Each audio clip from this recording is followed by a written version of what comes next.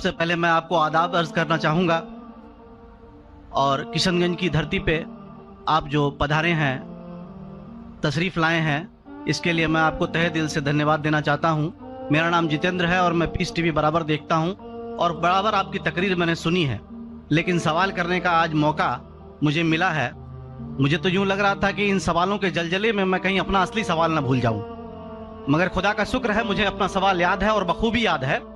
मैं आपसे गुजारिश करूंगा, आपने अभी कई बातों में हिंदू और मुसलमान को एक करने की कोशिश की, मैं इसे बहुत अच्छी बात कहूंगा, बहुत मैं सराहूंगा इस बात को।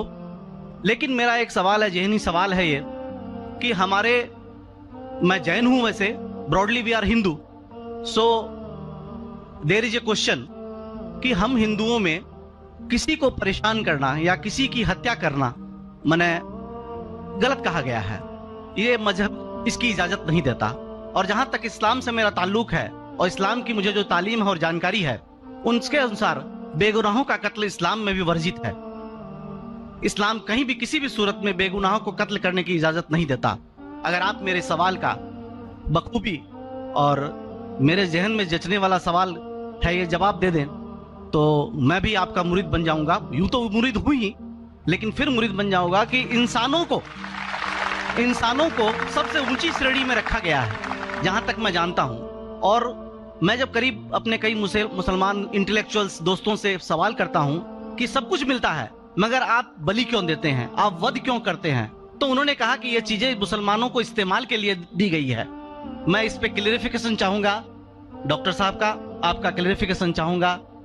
मैं इस सवाल का जवाब चाहूंगा आपसे।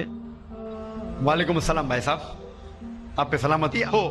बस में सवाल किया है कि वो पीस टीवी माशाल्लाह काफ़ी वक्त से देख रहे, और वो कहते हैं कि हर मज़हब में कहा गया है कि कत्ल करना, इंसान की जान लेना गलत है, हराम है। हिंदू मज़हब में कहा गया है और इस्लाम में भी, जैसे उनकी जानकारी सही है, कि बेगुनाह का कत्ल करना हराम है। वो ये पूछते हैं कि बलि कहाँ तक सही है। बलि का मतलब मैं आपसे पूछना चाहता हूँ कि आप ये पूछना चाहते हैं, मतलब जैसे हम लोग कुर्बानी के टाइम में, मेरा यही सवाल है, जाती सवाल यही है मेरा।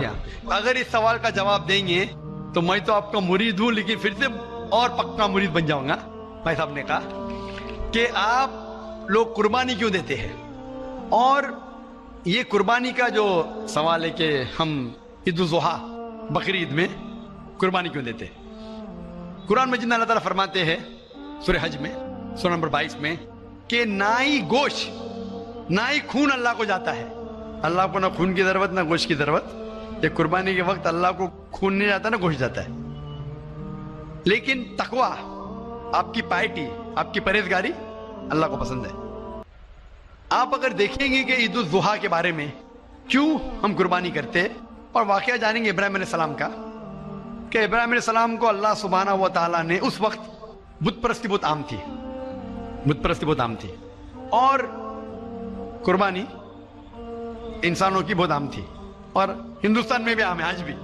आज भी हिंदुस्तान में कई दीगर मज़ाहिब में लड़कियों की कुर्बानी दी जाती है, बच्चों की बलि दी जाती है। क्या आप छोटे बच्चे का कत्ल करो, औरत का कत्ल करो, बलि दे जाओ और भगवान खुश हो जाएंगे। कई जगह अल्हम्दुलिल्लाह मुसलमान में नहीं है। तो उस वक्त इब्राहिम अलैहिस्सलाम को अल्लाह ने पूछा कि आपको सबसे ज्यादा अजीज इस दुनिया में क्या चीज है, तो उन्होंने कहा कि मेरा बेटा।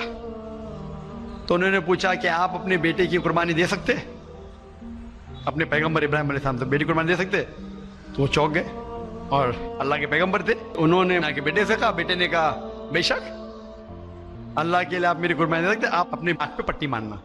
जैसा अल्लाह ताला फरमाते, इस दुनिया में अल्लाह ताला हमारा इम्तिहान ले रहे, तो अल्लाह ताला इम्तिहान ले रहे अपने पैगंबर इब्राहिम अलैहिस्सलाम का।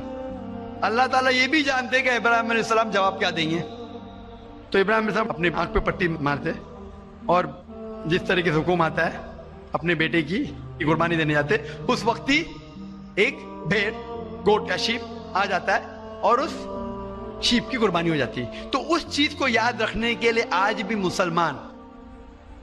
मुसलमान बकरीद के टाइम पे, ईद उल जुहा के वक्त जानवर की कुर्बानी देते, ये याद दिलाने के लिए हमें, क्योंकि ये अल्लाह सुब्हानहू व तआला की तरफ से अपने आखिरी पैगंबर मोहम्मद सल्लल्लाहु अलैहि वसल्लम ने कहा उसकी बात मानते।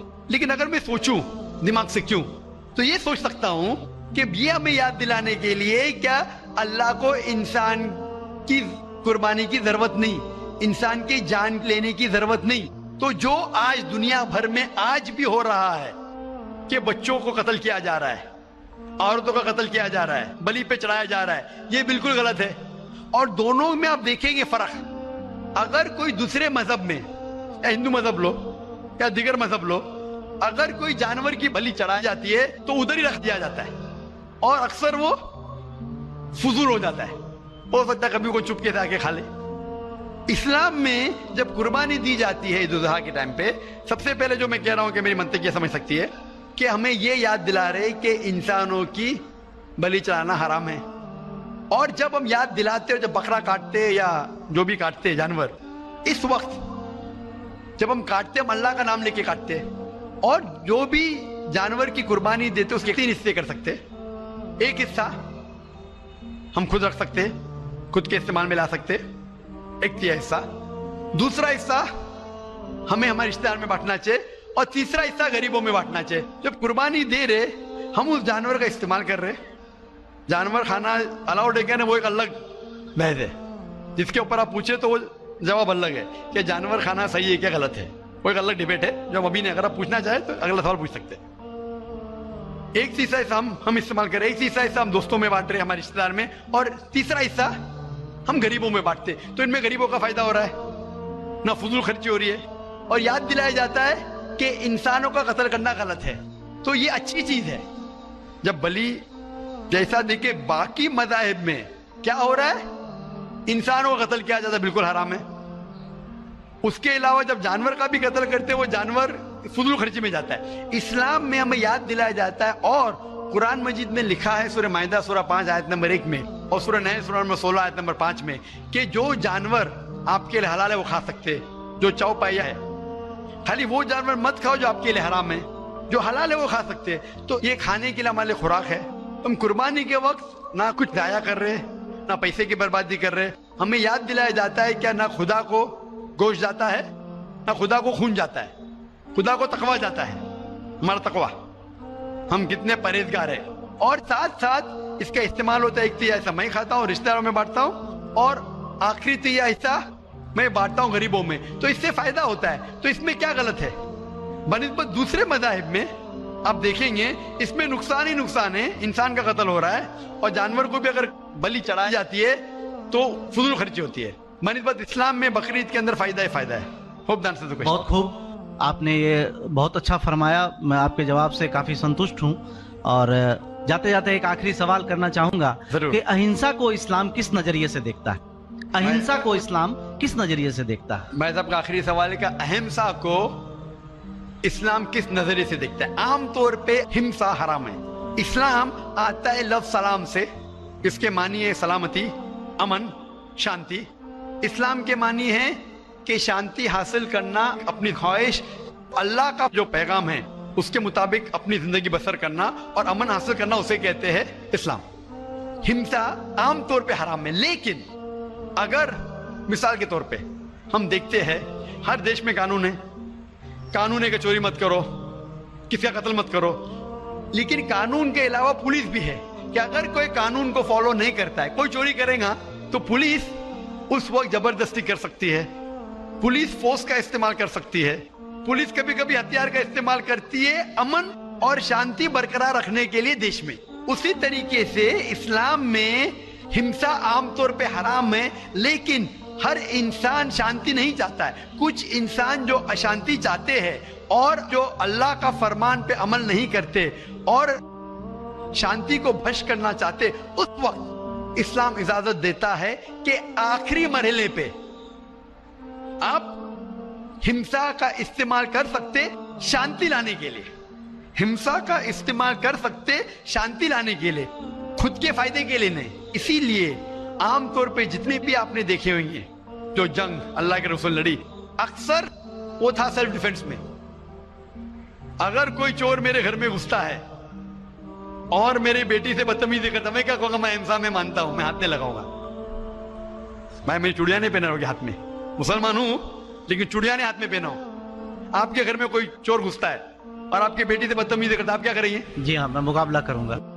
مقابلہ کریں گے، ہاتھ بھی اٹھائیں گے نا.